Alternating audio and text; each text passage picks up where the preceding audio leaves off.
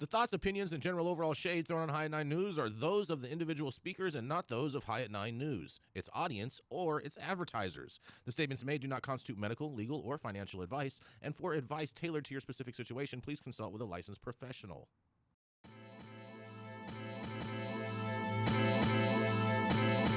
Welcome to the High at 9 News Hour, where you will hear from cannabis industry experts and professionals from around the country talk about important topics while shining light on global issues and discussing cannabis as it relates to politics, regulation and reform, data and technology, science, research and medicine, family and parenting, art, celebrities and entertainment, fitness, sports, mental health and wellness, and plant-based medicines and entheogenics. Together, we are building a stronger community, fighting the stigma and creating change. With your hosts, Jason Beck and Rico Lamitte, joined by special industry expert correspondents from around the country, and daily antics brought to you by Cannabis. Coming to you live every Monday through Friday at 9 a.m. Pacific Time and high noon on the East Coast. And thank you all for getting high at 9 with us.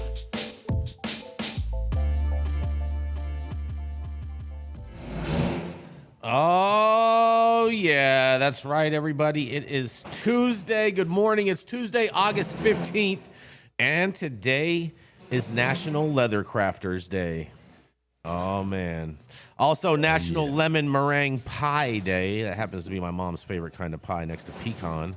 And it is also VJ Day and National Relaxation Day. I bet what you're thinking, VJ? Rico, yeah, VJ, it is not what you're thinking. It has something to do with some wars, has nothing to do with what you think is VJ. But nonetheless, thank you for joining us. If you don't know what it means you can't afford it. Video jockeys. No. If you don't know what VJ means, it means you can't afford it. No, that is not what it means at all. Thank you for joining us and getting high at 9 with us. It's also high noon on the East Coast. And please remember to like, share, and subscribe to us on all social media platforms. Use that fancy little QR code right there in the top hand corner of your screen to see where we live on the internet. And we're live every Monday through Friday on YouTube. And ultimately, we'll be audio only on Twitter Spaces, but we're still not there yet.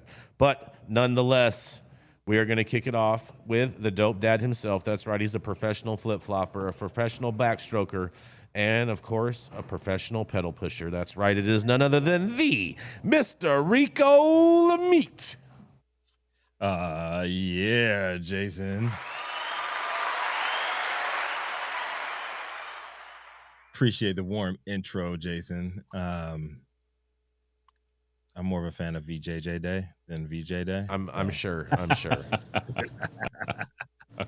Just saying. So I got some interesting news today, man. So we're gonna talk about ETFs.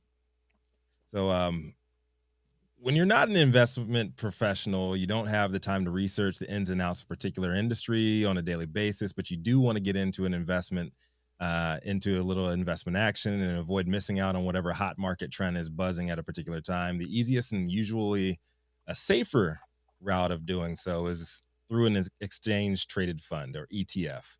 Like mutual funds, ETFs are investment funds or financial products traded on exchanges that own assets like stocks, bonds, currencies, futures, contracts, and other commodities. The idea is, like, instead of paying an investment manager actively traded for you, and ETF's holdings are managed and tied to a specific index or category grouping. The basic idea is you're going to get the diversification, low costs, and the ability to trade shares live during the day without paying the bigger fees associated with mutual funds or higher risks that's tied into trading individual stocks. So if you're interested in investing in cannabis, you believe in the industry and you think it's going to skyrocket at some point, but you don't want the risk of putting all your money into a single company like Curaleaf or Trulieve, a cannabis ETF traditionally would be a good choice. This was the thinking behind the Advisor Shares Poseidon Dynamic Cannabis Exchange Traded Fund, or ETF, managed by Emily and Morgan Paxia, the sibling founders of the California-based cannabis hedge fund, Poseidon Investment Management. In 2021, their aim was to support a broadening investor interest into cannabis and offer a less risky vehicle for folks to access the broad industry's offerings. The price of the ETF dropped nearly 90% since launching November 2021 on the New York Stock Exchange under the ticker symbol PSDN, declining from $9.33 at launch to approximately $1 in recent months. In less than 2 years after launching, they announced yesterday that they will be shutting down. Morgan Paxia, Poseidon's managing director, said this to MJ Biz in an email. While we continue to see a bright future in the industry, the Poseidon Fund is not immune to the broader macroeconomic environment and more specifically, the dramatic shift in investor sentiment that has impacted the cannabis industry. The move reflects multiple headwinds facing the industry, such as falling wholesale prices and the slow price of federal reform, as well as dwindling investor interest in marijuana stocks, end quote. The ETF's final day of trading will be August 25th. A statement of additional information on their website said the actively managed fund will liquidate all of its assets and distribute the proceeds to shareholders on September 1st. Now, Poseidon's a well-known and respected name in the cannabis investment lane, and their money's been on the winning side of some of the biggest success stories over the last decade. But everybody takes an L at some point. The Advisor Shares Dynamic ETF is a big one for them. But I think the bigger concern here is the fact that it's an ETF and more negatively indicative of the broader industry's health than Poseidon's management choices. The Pure U.S. Cannabis ETF, another actively managed ETF under the Advisor Shares umbrella, declined about 84% over the same period that Poseidon dropped 90%. So when your money's in the market, it's never a time to panic, as volatility exposes opportunities at discounts never available when everything's going well. Billionaires are made in down markets, but it's definitely a time to keep your antennas up and be more aware of what's real and what's not. The companies that make it through tough times are never built off of hype. It's always the boring ones with repeatable processes, scalability, sound money management, and strong, experienced teams on board that make it through. We're going to be seeing some very interesting times ahead of us in the near future. I'm ready for it, man. Follow the money. This is Rico Lamitte, dopest dad on the street. I'd like to hear from you guys on this one, man. It's kind of a big leading indicator. It's a blaring red light. I mean, I know they were very active on Twitter all the time. Like I'd see Emily posting all the time. So does this mean that she is not going to be posting on Twitter anymore now? I don't know. They're weekly, she'll just be posting about dog clothes and about that new industry of clothing the pets. That'll be the next hot one. Niche industries, man. It's like at times like this when everything else is crumbling, you're gonna see new ideas pop out. You're gonna see new players pop out too. I don't know if they're going to be still doing because it was tied to their Advisor Shares deal when they were doing the Twitter Spaces. Mm-hmm. So I don't know if they'll still be doing those, but they've always been really, really open about sharing what their insights are, and I think they're just going to pick another lane to do that. So how many losers are really in this with them closing down? How many people financially are actually affected? Good question. I'm looking at their NAV right now. Yeah, because that's the real question. How many people are losing millions of dollars, and how many people are just going to be coming up short? There's not that much in there anymore. I mean, it's down 90%. Just keep it at that. So people have already lost. There's $2.8 million left assets under management. 2.7 shares, 2.765 shares total out in the market right now. 2.7 million. Yeah.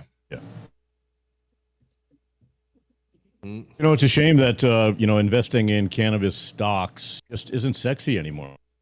There's so many companies going out of business and overspending, not really creating the promised revenue. That's what it's all about.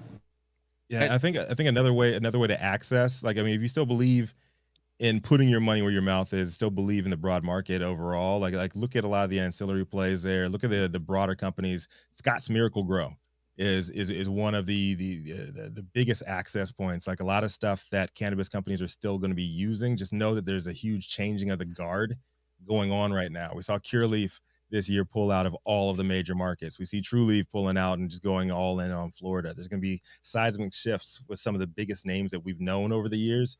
It's just a huge changing of the guard, but the the framework is still going to be there.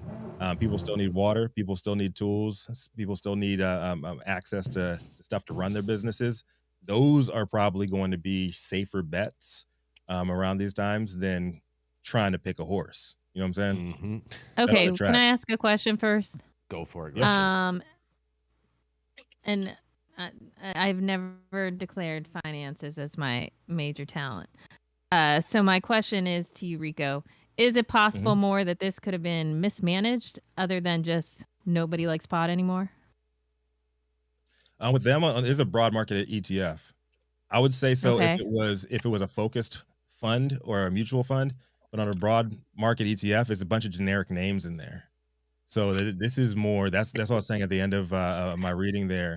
It's more indicative of the broad market than it is just being mismanaged. Their closest competitor there, the pure cannabis ETF, they're struggling too. They're not that much far behind. They're down 84% in the same exact time period. It's all a reflection of revenue. Nobody's making any revenue. Well, I like what I like what Benson just threw out here in the chat. He said none of these people touched a plant, therefore let them all fail. THY all. I don't know what the hell that means. THY all, but I mean, I imagine that means thank you all. I just think here's what I think. I think the problem with ETFs and just investment strategy in general is like you can't bet on the larger industry. You have to bet on someone doing a specific thing, creating a specific widget, or creating an environment or a culture that's going to traverse this time period where everyone else is failing. So the problem with like betting on a large swath of operators is the majority of these guys are all going to go down and there's only going to be a few key players left. This is, an oligopoly just like everything else in this country, and it's going to continue that way. And so if you're an investor, you're going to invest in people or you invest in companies doing good stuff, and you're not going to try to cast a big net because you just don't know where to put your money, and there's no real expert to tell you where to put your money. And I think we're not. Yeah, I would partially agree with you there. We're just not there as an industry. It's still federally illegal. People are still not figuring. Yeah, people still don't know which states they're going to succeed in. So if you're going to go for the broad legality, market, I think legality creates the situation where you want to invest. It's like that's where you actually. But it's not legal though, Saman. None of this shit is legal. But when you have innovation and you have regulation, and there's a hinging point, that's where the people that invest in the innovation are going to win, because regulations, eventually just going to have to kind of bend or to kind of like be flexible to that innovation. And so in anything, right? It's like all of these industries at one time were new, burgeoning, they were illegal, whatever. It's like that's kind of how it's going to go. Well, yeah, and if you're going to go deep on a individual investment, just make sure you know that company inside and out. Like I said, it's generally the boring companies that make it through the tough times. It's ones with an experienced team. They're doing boring shit, and if they're not doing, they don't have to be doing boring shit, but it's a repeatable, scalable process. If it's not, chances are they're going to run out of cash and they're not going to be here next year. Just think of it that way. They're going to run out of cash. Go broad market. Like go with a broad market that's federally legal. Because I love companies that shut their mouths and keep their heads down and work. Right. I mean, the guys who are building the plane as they fly it always run into the side of a fucking mountain. They drive me nuts. I mean, they're just terrible. Revenue. Wall Street wants revenue. You got to go with the companies that are creating revenue. Have an uptick, even if it doesn't have to be a hockey stick, but just a nice slow increase in revenue. That's what Wall Street wants. A little slow snail's pace. NFTs, man. What about those NFTs, bro? Oh, that's a yeah. We got some great digital ones. Oh boy, great digital weed at. Oh boy, you know what I say? I say short them all, because that's what you should do with every single cannabis stock. Short them all.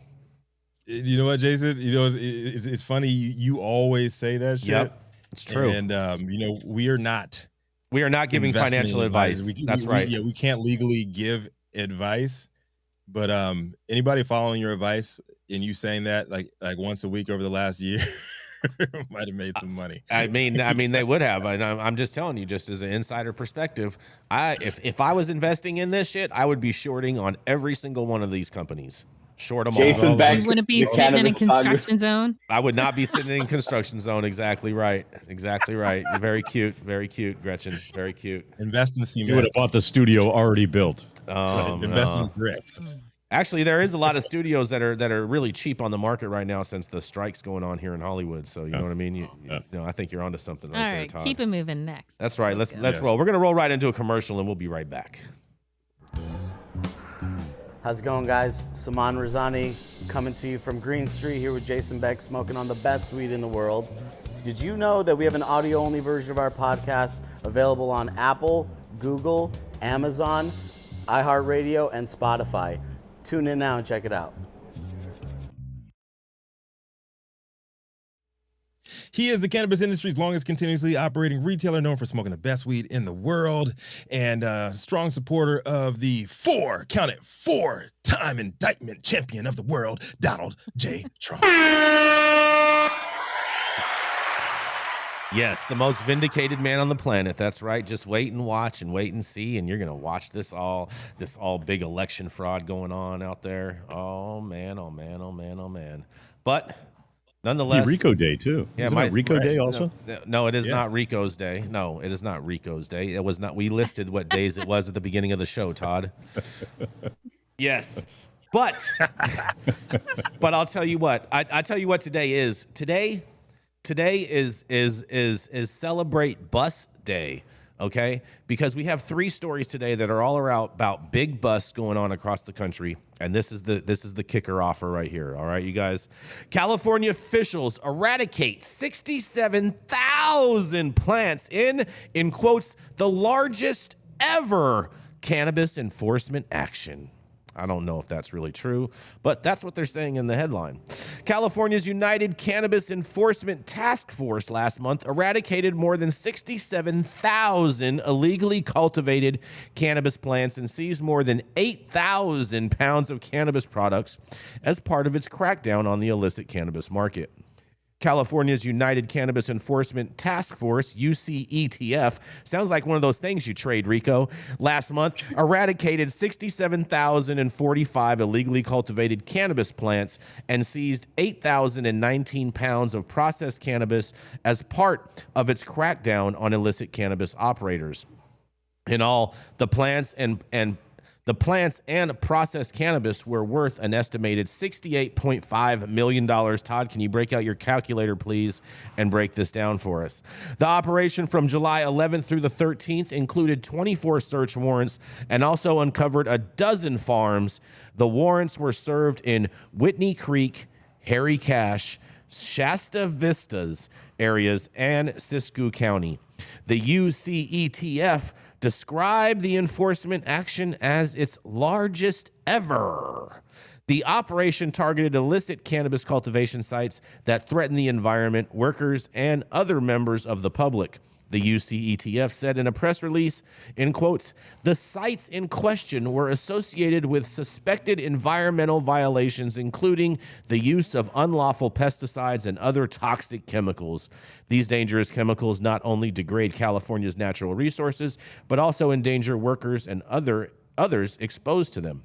Governor Gavin Newsom created a multi-agency task force back in October of 2022. In May, the UCETF said that from January 1 through March 30th, it had seized more than $52 million in unlicensed cannabis and cannabis products, despite serving 9 fewer warrants than the previous quarter. From October 2022 to May 2023, the UCETF has seized $84,652,875 in unlicensed cannabis through the serving of 51 search warrants, while eradicating 82,216 plants and seizing 13 farms. I'm not sure if all this math adds up, and I'm not even sure if this is really the biggest bust that California has ever seen. I'm very very, very questionable on that. But nonetheless, it might be the biggest since this organization was just created. But also remember, this organization is barely a year old. And nonetheless, this is Jason Beck for the High at 9 News Hour. What do y'all think about this? Actually got just under 66,000 as I was doing the calculations. So headline's wrong. Yeah, the headline's wrong. That's what I figured their math was wrong. I figured that, Todd. When I'm reading these numbers, I'm like, these numbers do not add up just from just glancing at them. If I was one of those spreadsheet paper pushers, maybe over at Poseidon, maybe they could make some math correct out of this. What do you think, Rico? Fake math, alternate math, right? Yeah, this is just a bunch of smoke and mirrors, man. The good news is they're eradicating, illegal grows, right? That's the good thing. I mean, but is it, Todd? I mean, these people might be growing better than a lot better weed than what the people are being producing on the legal market. I don't know. You're a licensed retailer, right? That has to pay taxes and licensing fees and all of the other stuff to stay legal, right? You're highly regulated. You got to follow some rules. And you think it's all right for the other folks not to? Well, we're talking about the retail side. We're not talking about them going in and closing down illicit stores. We're talking about illicit cultivations. Well, where are they selling this stuff? Right? Out the back door or somewhere in Nebraska? The people that they're selling it to aren't the people that are going to walk into a store and buy weed anyway, though, Todd. Well, it says, I should say it says, but we can't verify this, that the sites in question were associated with suspected environmental violations, including the use of unlawful pesticides and toxic and first of all, you know for a fact that if they found illegal pesticides or different chemicals that shouldn't be used, they would be harping on that. Those would be listed in the thing. Oh, we found da da da da da da da. Yeah, this is a big old hype story. I feel like that's just designed to, like, the bigger the boost, the bigger the bust, and be able to justify their numbers so that way they can get more money for next year. I think this is total pipe dream right here. I feel you on that, Jason. I agree with you. Like, on that. There's no specifics given. There's no names named. It's just like, we made a big bust. Is $83 trillion that we took off the market. Exactly. Pesticides. Yeah, they're using all the little trigger words. Like, I'm surprised. I mean, they could have thrown in there that these people were selling to minors or something. I'm sure they could have added that one in too. Could have been fentanyl laced. All these baseless allegations that they just love to throw around like pasta and see what sticks to the wall. Mm-hmm. What do you say, Gretchen? I see you nodding your head, shaking your head. Yeah, at the bit over there. Yeah, I see it. I see it, Gretchen. Come with it.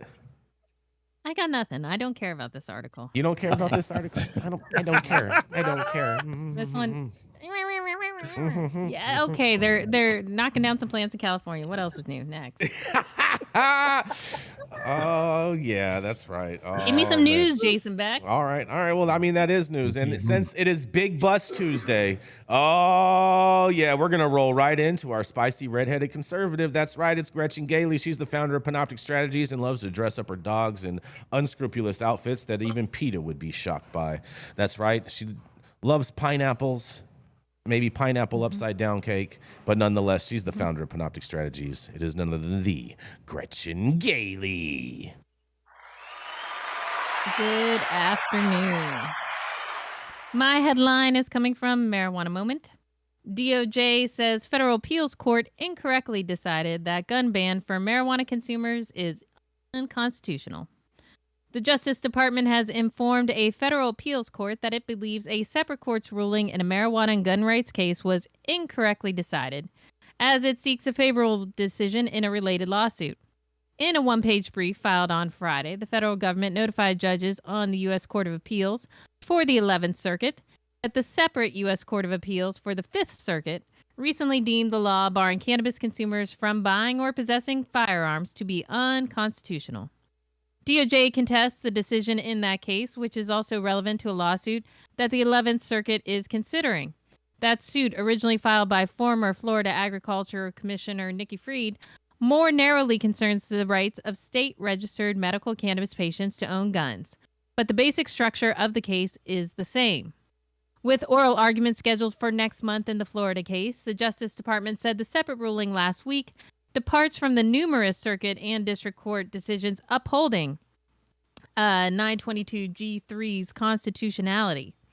In deviating from those precedents, Daniels relied on the Fifth Circuit's prior decision in United States versus Rahimi, a case in which the Supreme Court recently granted the government's petition for a writ of certiorari. It said, referencing a case where the court maintained that law prohibiting people convicted of domestic violence from possessing guns are unconstitutional. For the reasons given in the government's brief in this case, Daniels is incorrectly decided, and 922G3 accords with the Second Amendment, according to the Justice Department. An attorney representing Florida medical cannabis patients in the case told Marijuana Moment on Friday that we have reviewed the Fifth Circuit decision and will be prepared to address it at oral argument. The federal firearms ban for cannabis consumers has been challenged in a number of courts. While the Fifth Circuit is the most powerful court to declare the prohibition unconstitutional, 2 federal district courts have similarly reached that conclusion as well. The core argument at play is based on a U.S. Supreme Court ruling last year that says any firearms restriction must be consistent with the historical context of the Second Amendment's original 1791 ratification. In its decision last week, the Fifth Circuit said that the government failed to effectively argue that the ban has a meaningful historic analog, dismissing its position that gun restrictions imposed in the late 18th and early 19th century on mentally ill, dangerous, and actively intoxicated individuals meets the high standards set by the Supreme Court action. For now, the Fifth Circuit decision renders the ban unlawful in the states of Louisiana, Mississippi, and Texas. The 11th Circuit, meanwhile, has jurisdiction over Alabama, Florida, and Georgia. If that latter court ultimately upholds the constitutionality of the ban, that would set the stage for the Supreme Court to intervene amid conflicting circuit holdings. For what it's worth, attorneys for President Joe Biden's son Hunter, who has been charged with buying a gun in 2018 at a time when he's disclosed that he was an active user of crack cocaine, has previously cited the ruling from the U.S. District Court for the Western District of Oklahoma that deemed the firearms ban for marijuana consumers unconstitutional, arguing that it applies to their client's case as well. The Justice Department is appealing the District Court's decision to the U.S. Court of Appeals for the 10th Circuit. In that federal case, Judge Patrick Weirick dismissed an indictment against a man who was charged under statute in 2022 after police discovered cannabis and a handgun in his vehicle during a traffic stop. The court had similarly determined that the law banning unlawful users of marijuana from possessing firearms violates the Second Amendment of the Constitution. Also in the U.S. District Court for the Western District of Texas, a judge ruled that laws prohibiting the sale and transfer of guns to people who use marijuana is also unconstitutional. Despite the recent rulings, the U.S. Bureau of Alcohol, Tobacco, Firearms, and Explosives has maintained that the marijuana firearms ban is unambiguous and enforceable, including in states where marijuana has been legalized. On that point, I do agree with the ATF. It's pretty unambiguous that it is illegal to purchase a gun if you are a drug user. However, I agree with the court's decisions that it's unconstitutional.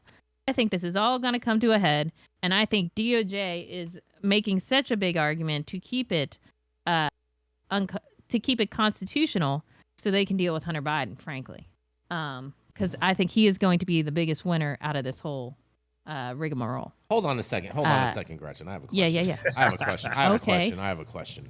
Yes, sir. You think that the DOJ is which is Joe Biden's DEA, which is basically going and saying, no, Justice Department, you can't do this because we want to prosecute Hunter Biden. Is that what you're telling me?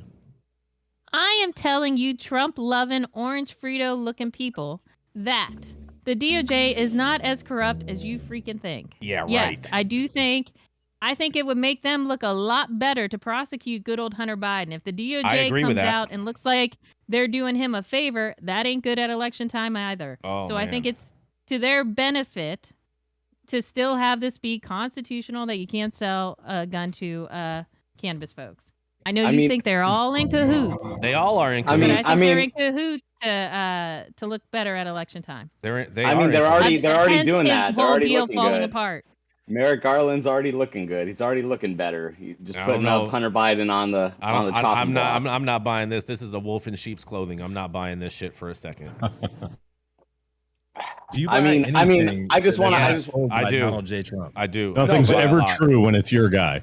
Let's talk about That's not true. facts though. We've been worried about like Jason doesn't believe in facts. we've been worried I about am the pressure facts. on gun owners with cannabis, medical marijuana like licenses for a long time. But it doesn't negate the fact that there's still other laws in this country that'll bring the cops to your door and boot down your door and take your guns. It's called red flag laws. And if you don't know about red flag laws, you got to read into that. In Colorado, they have that too. But I mean, it's unethical. And it's already a protected right of patients, medical patients, to have their medical records private, and government prying into that to then come take your guns and your ability to own weapons. And in this country, just like it's so ass backwards. But this is the game we have to play. But it definitely doesn't surprise me that Oklahoma was the one to protect the gun rights of the cannabis users and medical marijuana patients. That's right, So, Oklahoma. I mean,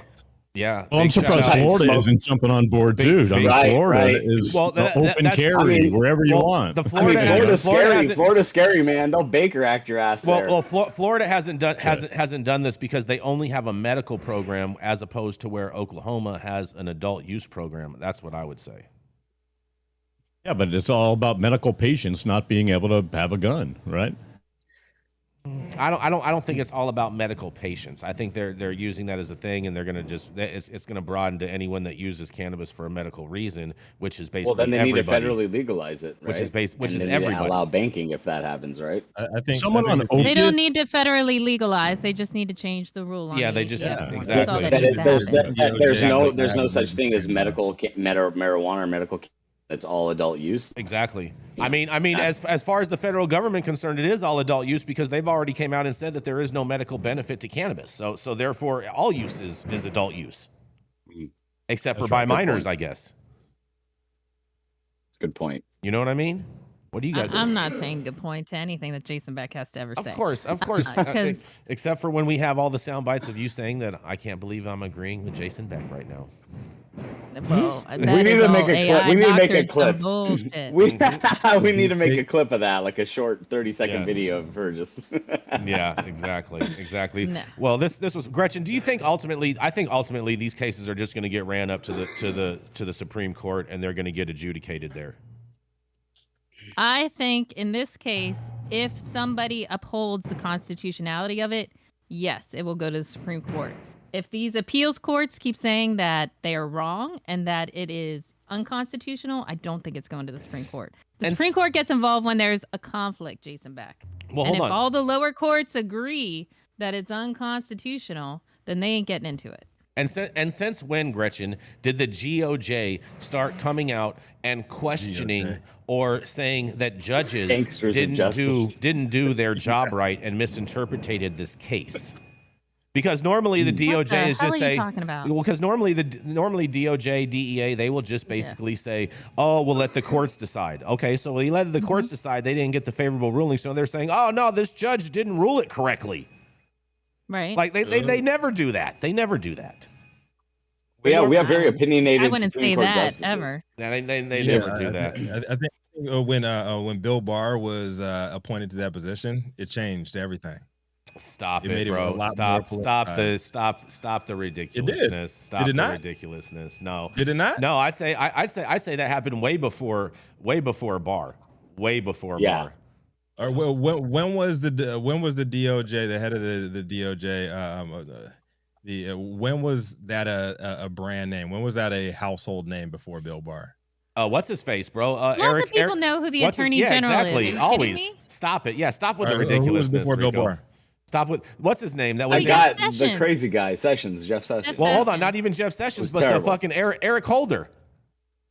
Well, Holder was before. Exactly. Sessions. Eric Holder was under Obama and was the orchestrator of Fast and Furious. Stop the ridiculousness. I mean, we can go back to Robert F. Kennedy. There are plenty of fucking attorney generals who've made a name for themselves out there. Yeah, stop the craziness. I would think the attorney general is probably one of the more recognized administration members. Yep. I would say the one that made it a household name. That one that made a household name was Bobby Kennedy. Getting into the politics. Yeah. Huh? Actively getting into the day-to-day politics. those guys. Oh, it's just, I think Bill Barr kind of like changed that with his open access to the media. Speaking out to the media the way that he did. Stop. You are so brainwashed right now, Rico. Jeff Sessions didn't really say much to the media. He did tons of stuff for the media. Are you serious? He didn't. Who cares about Jeff Sessions? Oh, you want to go into ineffective attorney generals? Let's talk about Jeff Sessions. But he stayed mum. We're gonna. You know what? All right. We're abandoning. Can we talk about pot? We're gonna abandon this crazy talk, and we're gonna go into a commercial, and we're gonna be right back. The Control Tower from Highly Educated has perfected the dab. Utilizing the concept of thin film evaporation, you can waste none of it and taste all of it. The micro texture of the SE pillar increases nucleation at elevated temperatures. And with the tower propelling at 2,600 RPMs, it's certainly the most efficient dab experience to date. The Control Tower from Highly Educated. Sunglasses. You want me to start rattling off attorney general names? I can if you would like. Yeah, I'm gonna wear some sunglasses. Whoa. You guys are all just trying to bite my style. Just stop the ridiculousness. But whatever you're doing at home, make sure you hit that like button. It really help us with our algorithm over here on YouTube. On top of, make sure that you subscribe to the channel if you're not already subscribed. Make sure you check out our website, www.highat9news.com, where you can read every single story that we cover on here today. Share it with your friends. Send it around, because we believe that organic growth is the best growth. And Gretchen threw on her aviators like Joe Biden. Keeping up to date on the evolving policies of relevant state, local, and federal governments is key to success. When the future of your business is at stake, you need representation as dedicated as you are. With a maze of laws and regulations surrounding cannabis, hemp, and psychedelics, knowing where to begin can be a challenge. Good thing the law offices of Omar Figueroa features a skilled, highly focused team ready to guide you through it all. They're accepting new clients in California and New York. So make sure you check them out at info@omarfigueroa.com.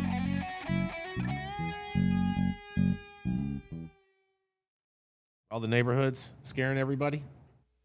Already do. Oh, I bet you do when you walk your dogs in those atrocious outfits, huh, Gretchen?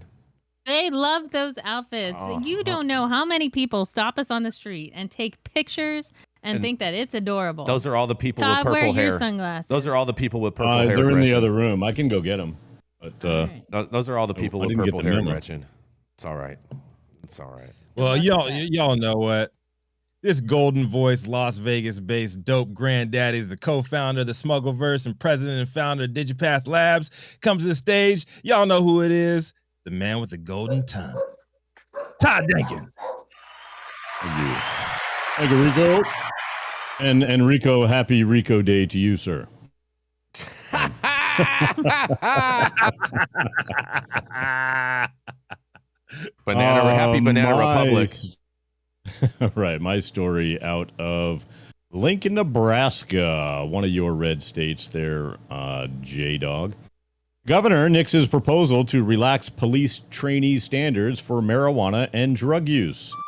Governor Jim Pillen has rejected a proposed relaxation in drug use standards to qualify for training as a Nebraska law enforcement officer, saying it could be viewed as watering down of the standards. A panel of state law enforcement officials had recommended the change as part of a broader effort to qualify more applicants for the necessary state training to work in law enforcement. Currently, a recruit cannot have used marijuana for 24 months or used a narcotic or other dangerous drug for 5 years prior to being admitted to the Nebraska Law Enforcement Training Center. Police Standards Advisory Council had proposed to lower the standards to 12 months for marijuana and 3 years for narcotics. Pillen, in a July 18th letter rejecting the proposed rule change, said he didn't think it was prudent to adopt such a change without data that shows a significant number of applicants are being rejected due to the current drug use standards. He also said it is therefore imperative that we have the necessary data before making a policy change that could be perceived as watering down the standards to become a law enforcement officer in the state of Nebraska. He urged the Police Standards Advisory Council to collect all of the data if they wish to resubmit their proposed rule change. This Wednesday, tomorrow, the police council will meet to decide what to do next. Brian Jackson, the president of the council and assistant chief with the Lincoln Police Department, said that he and others on the council are seeking numbers on how many potential recruits have been disqualified due to the current drug standards. Jackson said it was impossible to know how many potential applicants didn't even apply after learning of the drug use standards, but he knows that some applicants have been disqualified after applying due to the current requirements. Jackson also said there have been people who have been disqualified due to drug standards, but there have been people who have been disqualified for other reasons.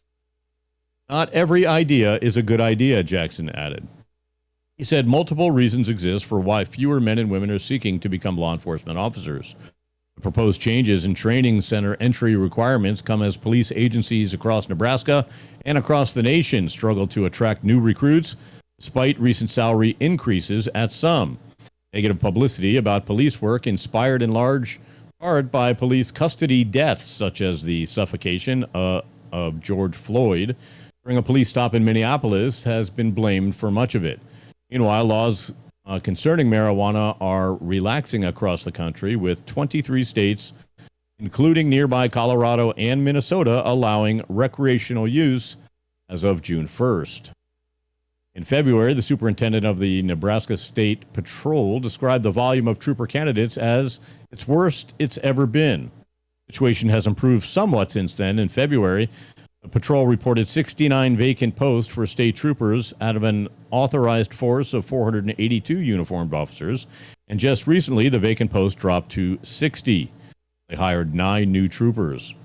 Staffing has also improved at the Lincoln Police Department, which hiked its starting pay to $64,000 per year, the highest in the state. Lincoln TV station KOLN reported last month that Lincoln Police were short 27 officers, or about 7% of the force, compared to 40 vacancies last year. The proposed rule, rejected by the governor, included several other changes, though Pillen only mentioned the drug use standards as problematic.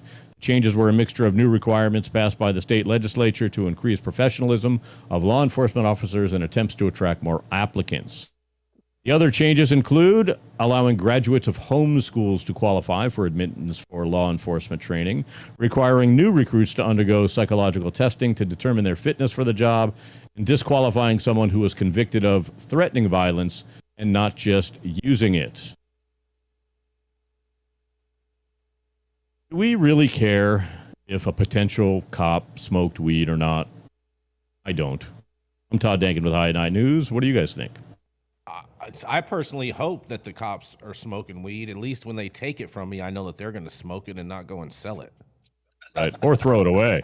God forbid. I don't believe that they throw it away.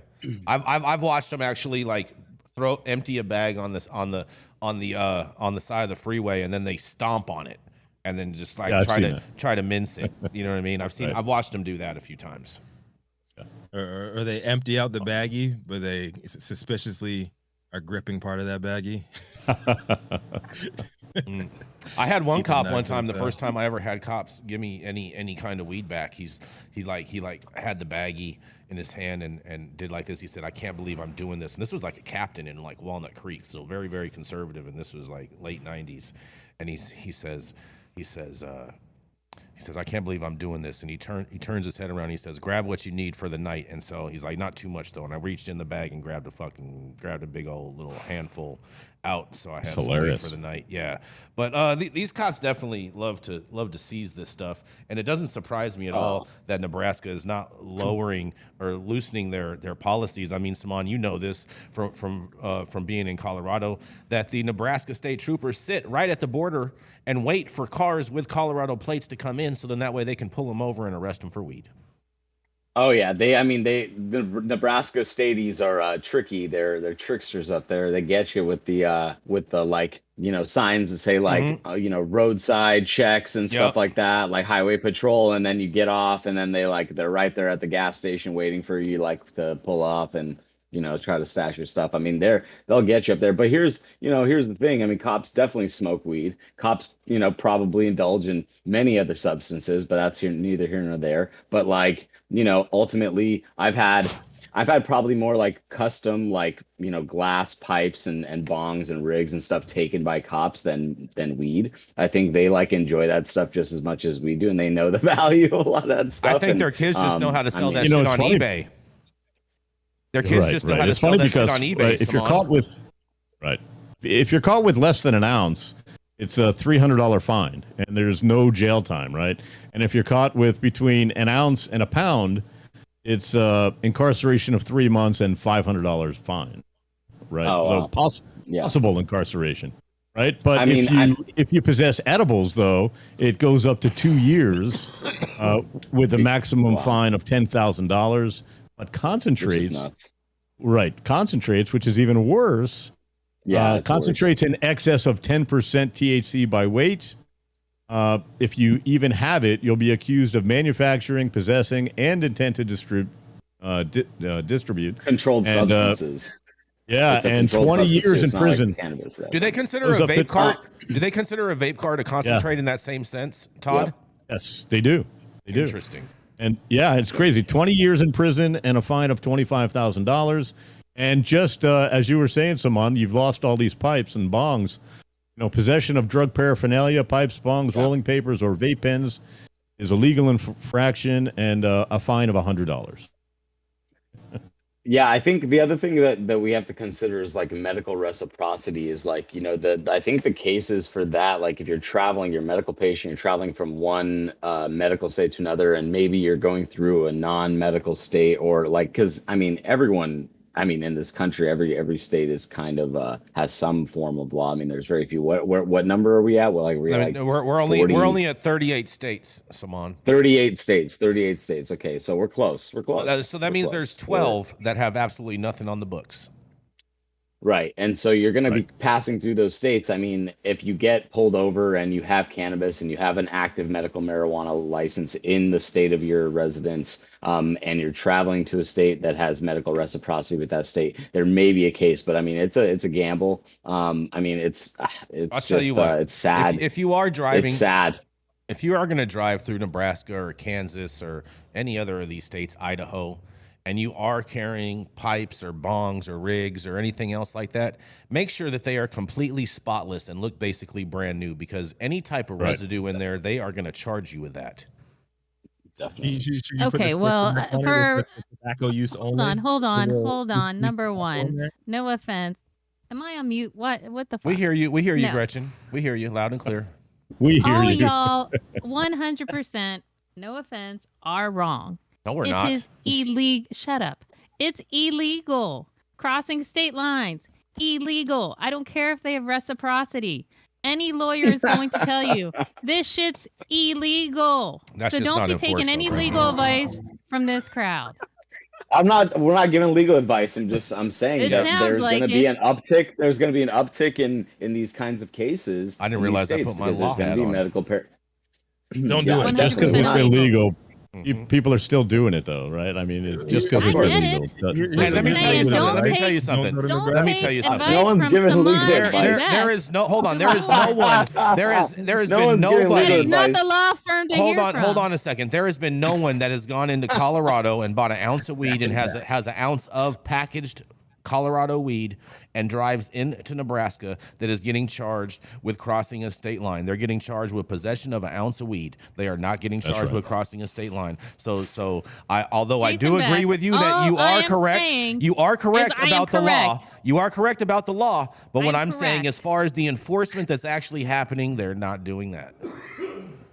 Okay, sure but wait collectively, till if you guys somebody do on get this in trouble in show meets Nebraska- that one If you guys cop. do get in trouble in Nebraska, make sure you guys call back. Call and Jason.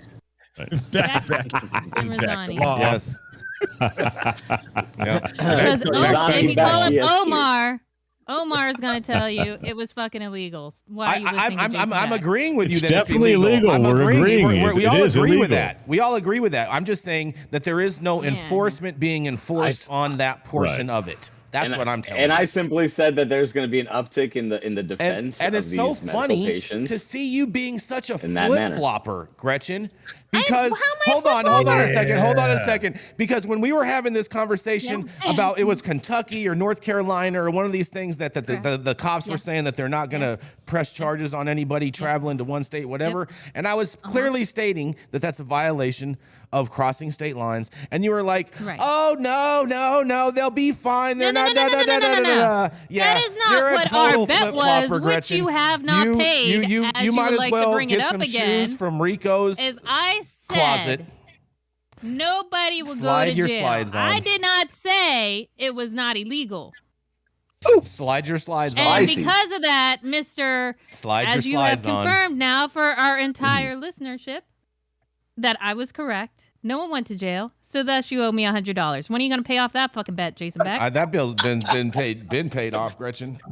Yeah. Bullshit! No, the only one you paid No, was I paid the you for two Biden of them. pardons No, that I you got wrong. I paid you for 2 bets, Gretchen. I Check made the you Venmo. $200 Check the bills. Venmo, Yeah. girl. Check the Venmo. Oh, he doesn't know how to Venmo. All he knows is how to say the check is in the mail. That's right. I tell her. And then, Wait, that wait, damn send me federal a- postal system lost it. That's Jason Beck's favorite. Send me a pre-addressed Jag stamped off. envelope. And yeah. Send that- Capital send that to Jag carrier pigeon. off is Jason Beck. Yep. Who's next? I can't wait to hear Saman's story. Oh yeah, coming up More next. That's fake right. news. It is Saman Razani. He's the man who reminds women over 50 how to say hello again. That's right. It is Mr. Saman Razani. Thank you. And I'm you, my sorry, baby, Saman, before you get started, can you just tell me how you're telling women how to say hello over 50 again? Is there something I'm missing here? Yeah, he's the formulator for a product called Hello Again. Which product? A product. Have you not? It's Have you called not? Hello Did you Again. not- It's did a you not know vaginal this? Do you know this? suppository. We I created- am not women. over 50, so Hold I do on. not need to say Gretchen, hello Gretchen, again just it's a- yet. it's a vaginal me and my wonderful suppository. hold on, Jason. Yeah. I got this, Jason. Okay. me and my wonderful partners at Hello Again, Carrie Mapes and Patty Pappas. We got together and we came up with a product that helps women that are dealing with the annoying ailments of menopause. And it's all natural product. It's all oil based, and we have a daytime and a sleep based product. And it's been very effective. We've formulated with the intent of relieving some of these symptoms, but without kind of drastically changing the psyche and your daily routine. So as 4 years ago, we launched into the California market. We recently won second place in the topicals category of the 2023 Emerald Cup Award. So that was really cool for us. We also make 2 other SKUs. We have a men's, period SKU, a menstruation SKU, and a hangover, believe it or not. So these are, vaginal suppositories. The hangover one, I'm sure, anybody can go wild. But it's just a novel approach to some of these natural occurring things that especially women cannot avoid, and it's just an age-based thing. So the goal is to just create a better lifestyle with cannabis in general, and that's kind of my approach to naturopathy and natural medicines. Is if you can't create a better situation for someone in their life, then what good is this thing really? I mean, smoking, it's great. We all like to enjoy the Come on, novel. Saman. We gotta get to the story, Saman. All right. Oh, well, all right. this is the You're story. welcome This is for a the great commercial. Okay. So this will be Well, your I'm just story trying to instead of say- your real story.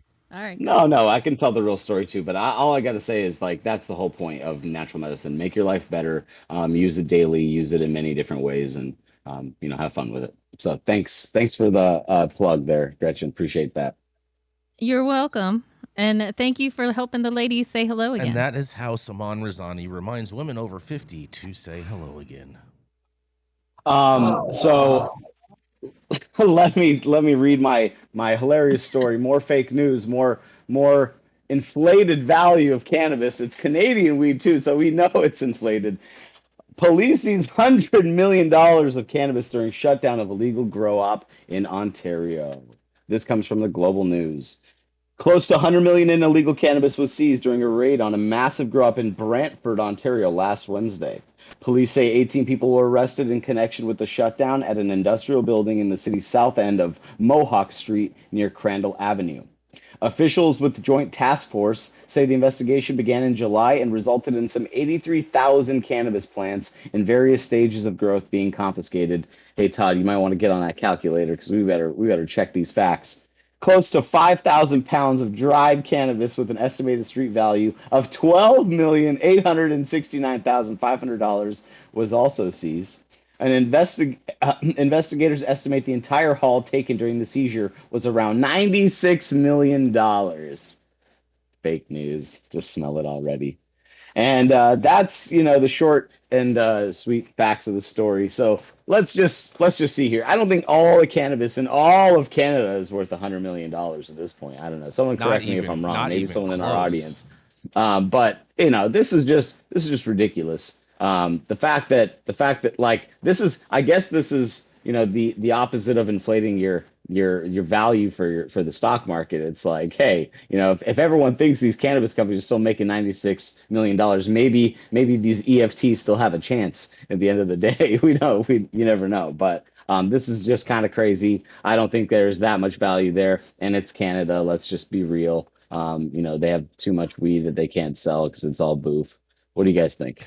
Bro, that's a valuation of $2,600 a pound. That's insane, right? They may be getting $2,600 a pound after they sell it all in products. Okay, that's probably the closest they're going to get to $2,600 a pound in Canada. Yeah, that's real. That's real. Yeah, I mean, I don't know what the goal is for anybody even growing illegal weed in Canada. It's like kind of pointless up there. I mean, it's kind of pointless anywhere at this stage. So, this is just a look into the future, foreshadowing of more and more of this nonsense. Somebody really needs to do a public expose of these police calculators. we need to come up with a quantifier. We need to give them the market value. No, we need to have Canada, like an Angie's list or a Roberto's list of all the current market value of products, so they can get it right. The DEA quantifies what everything. What is cannabis going for in Ontario? Well, hold on. The DEA quantifies cannabis at $25 a gram. Okay, well, this ain't the DEA number one. Well, I'm just saying. Yes. I'm just using that as a baseline. Okay, because if we're going to talk about markets, but at the same time too, one thing I think it's important for everyone to realize when they create these numbers is that when they do these raids, let's just say you have a lot of products. Okay, of prepackaged products. They're going to weigh all of those products all together with all the packaging and everything, and say you have like jars of peanut butter as an edible and whatnot. They're going to weigh all of that to get whatever kind of weight that they're trying to come to, and then they are going to divide that by $25 to come up with. Look, you look at cannabis benchmarks in Canada right now is saying that this week's price equates $1,600 per pound. Not 2,700. Oh man, they put. So it's only 50 million of cannabis. Yeah. Well, I mean, I don't even. Man, what was the poundage? How much Saman did they seize? They said 5,000 pounds. Let me see here. 5,000 pounds of dried cannabis. But their investigation began in July and resulted in 83,000 cannabis plants being confiscated that they valued at $1,000 each. So growing plants at $1,000 each. Man, what if these were all cuttings? Man. I mean, you never know. They're probably counting cuttings. They're counting it all, sure. Bro. They're counting every single thing. Oh yeah. Either way, that gets nowhere near 100 million. I don't know what the fuck they're talking about. If that picture is really their bust, there's all everything else that's in there too. All the medium that they're using could be dirt, could be alcohol, could be all whatever. Of that. Yep, they're gonna weigh all that too. But 100%. I'm gonna roll in. I'm gonna roll into this last story since it's Big Bust Tuesday today over here. Dude, there's 1 minute left in the show. Why do you always do this? It only takes 1 minute. It only takes 1 minute for this. Some of us got other shit to do. Well, Gretchen, Washington State busts unlicensed marijuana retailers in stings. That's right. Oh yeah. So not breaking news. Same old news. Yeah, that's why I said it's Big Bust Tuesday. Washington State's marijuana regulator seized cannabis from 2 unlicensed businesses after undercover investigations, and it's recommending prosecutors pursue felony charges in both cases. Undercover officers of the Washington State Liquor and Cannabis Control Board, LCB, bought illicit cannabis from Caveman Medicine in Tacoma on August 10th, the agency said in a news release. The regulator and local police searched the business, seizing roughly 50 pounds of marijuana products, including a large quantity of cannabis concentrates and cannabis-infused edible products being offered for sale, according to the release. In a quote, many of the cannabis-infused products would have been illegal to sell in the regulated marketplace, including products exceeding THC serving size limits and products that are especially appealing to children. The retailer also had a smoking lounge that was, in quotes, an illegal cannabis club, the LCB said. The investigation, in quotes, began in response to public complaint of illegal cannabis sales. So that means there was an angry Karen involved. And the LCB said it was recommending felony charges to the local prosecutor for this. Mm-hmm. So it's Caveman, big bust. Yeah. Cannabis. Caveman Cannabis in Tacoma, Washington. Big bust Tuesday. How do you feel about the Jay? How do you feel about the illegal, stores being busted? I mean, bro, people are always going to be getting busted for weed until we have full descheduling, Todd. There's always going to be this thing happening. It's just yeah, but you were against the growers getting No, slow down. You're taking my words out of context. That's cute. Rico, That's you heard cute. him say that, right? No. You're trying to equate. Everything. I've heard lots of everything come out of different Jason's mouth. You're trying to equate too much into reading into too much of whatever. And I told you, Todd, that this story involved retail. I told you before. Don't let the bad become the enemy of the good. Exactly. Right, That's what I always tell people all the time. Don't let the bad become the enemy of the good. Exactly right. Words to live by. And with that, thank you all for joining us for another episode of High at 9 News. Catch us live weekdays, 9 a.m. Pacific, high noon on the East Coast. Big shout out to our super fans showing love, getting their comments live on the big screen, and to the live audience members and online supporters catching us across all media platforms, tuning in for the conversations on the daily headlines that we give you every single day. To our vetted correspondent team, showing up and tuning in from all over, bringing us much needed variety of perspective and your respected opinions to the table. Our production team, Cloud Media Partners, House of Fuego, all our sponsors keeping the lights on and the AV struggles to a minimum. And of course, the lovely Jaja Simone holding us down on the other platforms too. As always, Cannabis Sativa L, the reason we show up and read these headlines every single day. Thank you. It has been Tuesday. Big Bust Tuesday.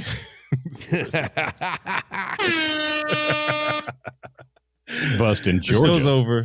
Yeah, August 15th, 2023. The show's over. You've all been blessed with the top industry headlines. Hope it's enough for you to put in your pipe and smoke at least until tomorrow, which is Hump Day. What's tomorrow, man? Today's Big Bust Tuesday. What's Wednesday, man? Tomorrow's Hump Day. We need a theme. We need a theme for. Well, we got to see what the stories are involving. I mean, we had Humping Wednesday. We had three stories Wednesday today that involved bust. So that's the only reason. Give it to Saman, the man, the man putting the pause in to men. All those guys are all those men that are married to those women are very happy, FYI. But anyway, all I gotta say is, do you have real today's a new day. Today's a new day, people. Get up, get after it, be positive, share your positivity, collaborate with your people around you, and make the community ties stronger. And that's my message for today. Thank you from all of us here at High at 9 News. Peace out, Tuesday.